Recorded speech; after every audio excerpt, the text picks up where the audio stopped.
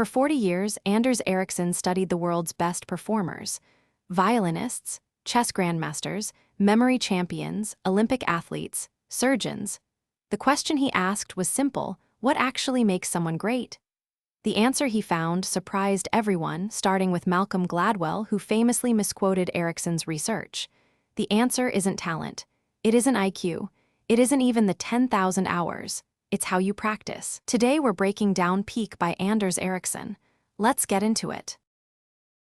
Takeaway 1. Deliberate practice is the most specific kind of practice that exists. It's not just hard work. It's not just showing up. It's practice designed to push you toward your specific weaknesses with immediate feedback and full concentration. Here's how you know the difference between practice and performance. A pianist runs through a concerto they already know. That's performance. That's just playing the song. But a pianist isolates the 8-bar passage where they always stumble, plays it at half speed with a metronome until they can play it perfectly 3 times in a row, then slowly speeds it up. That's deliberate practice. Deliberate practice is uncomfortable by design. It's the difference between doing something over and over again and actually getting better at it. Most people practice the wrong way and wonder why they plateau. Your action step. Pick one skill where you're stuck. Identify the specific part that's hardest. Design a practice routine that targets only that part. Practice it in discomfort. That's deliberate practice. Do this for 1 week and see what shifts. Takeaway 2. Mental representations are the internal models your brain builds as you develop expertise. A chess expert doesn't have a better memory in general. They have better chess memory.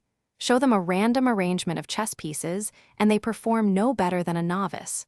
Show them a real game position, and they chunk the pieces into patterns instantly.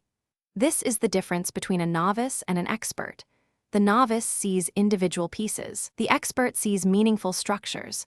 Over years of deliberate practice, your brain reorganizes how it perceives the domain. The expert's advantage is that their mental representations are so rich and precise that they can assess situations, make decisions, and execute solutions far faster than anyone else. They're not working harder. They're working with better internal models. Your action step: think about a domain where you're experienced. Notice how you perceive situations differently than someone new to the domain. You chunk information into patterns without conscious effort. That's your mental representation at work.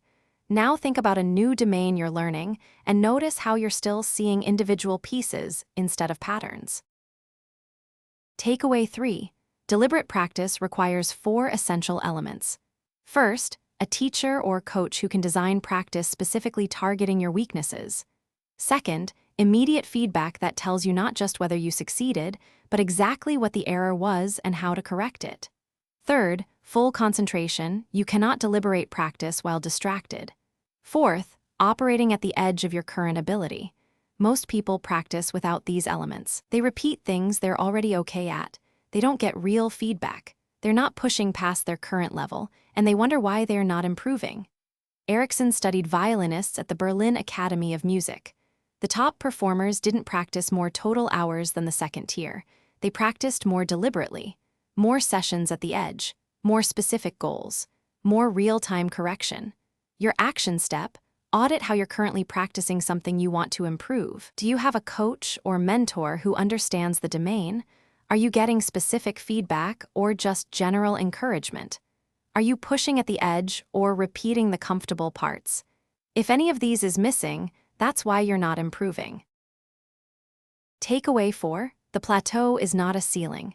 It's a sign that you've stopped doing deliberate practice. You hit a level of acceptable performance and then you stop improving because you stop being uncomfortable. You stop encountering failure at the edge of your ability. Here's what happens: you learn something new, you practice hard, you improve fast, then you reach a point where you can do it pretty well. At that moment, most people relax. They stop pushing. They keep performing the skill, but they stop practicing it. The improvement stops. The way to break through a plateau is to find a new kind of challenge that pushes your mental representations harder. If you've been doing the same drills for 2 years, the drills aren't pushing your mental model anymore. You need harder material. You need harder feedback. You need harder targets. Your action step: where are you plateaued? What skill or area of life have you stopped improving in? The problem isn't that you've hit your ceiling. The problem is that you've stopped deliberately practicing. Design a new challenge that makes the skill harder again. That's how you break through. Takeaway 5. Most people confuse experience with expertise.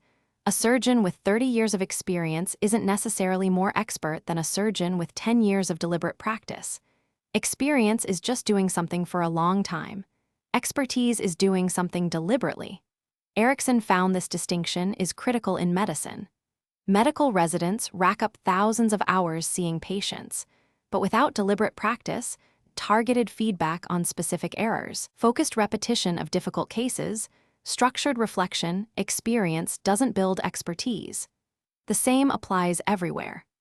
A driver with 30 years of driving experience is not necessarily safer or better than a driver with 5 years of deliberate practice.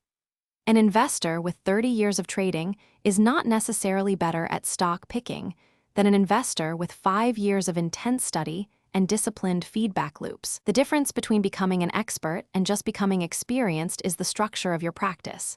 Experience is passive. Expertise is active. Your action step. In your work or a skill you care about, how much of what you're doing is experience versus deliberate practice? Are you getting structured feedback? Are you targeting your weaknesses? Or are you just showing up and doing the thing? That's the difference between 30 years of experience and 30 years of improvement. Takeaway 6. Purposeful practice is different from deliberate practice. Purposeful practice is effortful and goal-directed. It's better than just going through the motions, but it lacks a deep theory of what you're actually building. Deliberate practice is built on the accumulated knowledge of how experts in a domain actually develop their skill. It uses research about what works.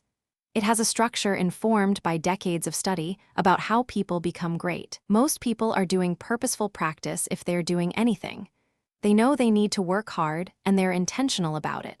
But they're not doing deliberate practice because they don't have a theory of expertise in that domain. This is why having a mentor or coach is so valuable. They carry the domain's accumulated knowledge about what develops expertise. They know what to practice and how to practice it. Your action step. For something you want to become excellent at, find someone who's already become excellent at it. Not someone senior, but someone who understands the science of how people become expert in that domain. Let them design your practice. That's the fast path to expertise. Takeaway 7. The 10,000-hour rule that Malcolm Gladwell made famous is misleading. Ericsson actually studied this, and his finding was very specific. You need roughly 10,000 hours of deliberate practice to reach world-class expertise. But here's what Gladwell got wrong. Not all hours count equally. 1 hour of deliberate practice is worth 10 hours of going through the motions. You could spend 20,000 hours doing comfortable, unfocused practice and never reach expertise, or you could spend 5,000 hours of intense, deliberate practice and become world-class. The question isn't how many hours you've put in. The question is how deliberately you've used those hours. Your action step: stop counting hours. Start counting deliberate practice sessions. How many hours per week are you actually deliberately practicing? Not just working, not just showing up. Actually practicing at the edge with feedback and focus. That number matters infinitely more than your total hours. Takeaway 8. Stress and performance are intertwined in ways most people don't understand. The environment where you practice and the environment where you perform are different. In practice, you want stress. You want to be at the edge, failing, getting feedback. In performance, you want to be calm and confident. Expert performers have trained their nervous systems to stay calm under pressure because they've practiced under pressure, but they also understand the difference. During practice, they seek discomfort. During performance, they've already done the work and they trust their mental representations.